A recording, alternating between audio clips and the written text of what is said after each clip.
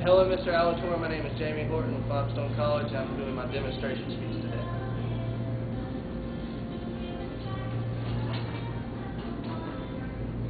Hello, everybody. My name is Jamie Horton. Today I will be talking about the cash flow quadrant and how money is made in America. This is something that we're not taught in schools today. In the education system, we're taught how to create or how to get a job. We're not taught how to create income. Well, Robert Kiyosaki wrote a book called The Cash Flow Quadrant, and in it he explains how money is made. There's 4 different ways money is made in America. First off, you have your E quadrant, you got your S quadrant, your B quadrant, and your I quadrant. You'll notice in the brochure I've got for you, it also explains this, so you can look either up here or down there. First off, we have the E quadrant. The E quadrant is your employee. That's where 90% of America fits today. I'm an employee personally. Most of y'all are employees.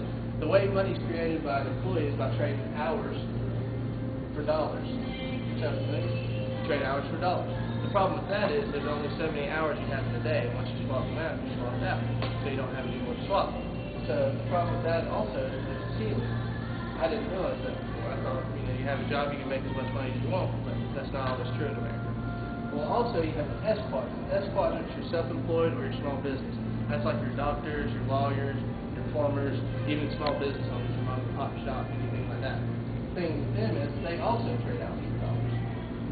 So they're kind of in the same boat. The only difference is they fill out different tax forms. But also, they work a little bit more hours, but it's more of a labor of love. So they're in a little bit better boat, but not necessarily the best. And most people fit in one of these quadrants, or possibly both of them. Well, the problem with these is it's called active income. Active means that you're having to physically put the labor in yourself. So if something happens to you, you get injured, you lose a hand, you're not going to be able to work the same if you're like a plumber or if you're a carpenter. Well, then you have the right side quadrant, which is your passive income.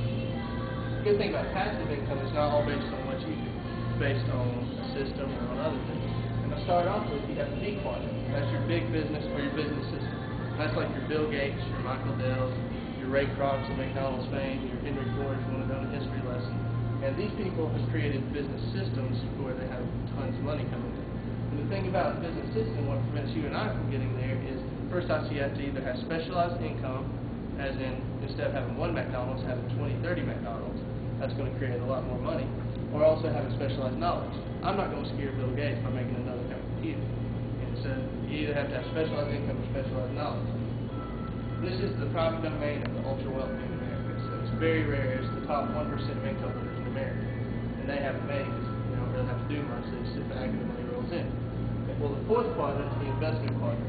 The investment quadrant is where it's at. The investment quadrant, to be in the investment quadrant, that's where you're an accredited investor. A lot of people don't know what that is. It's not your basic stocks and all this stuff.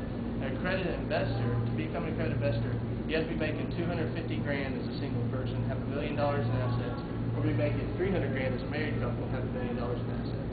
So it's a very rare area, and that's where you get to invest in things like pre-IPOs, things of that nature. So basically, everybody in America fits in one of these 4 quadrants. The right side's where it's at. Thank you.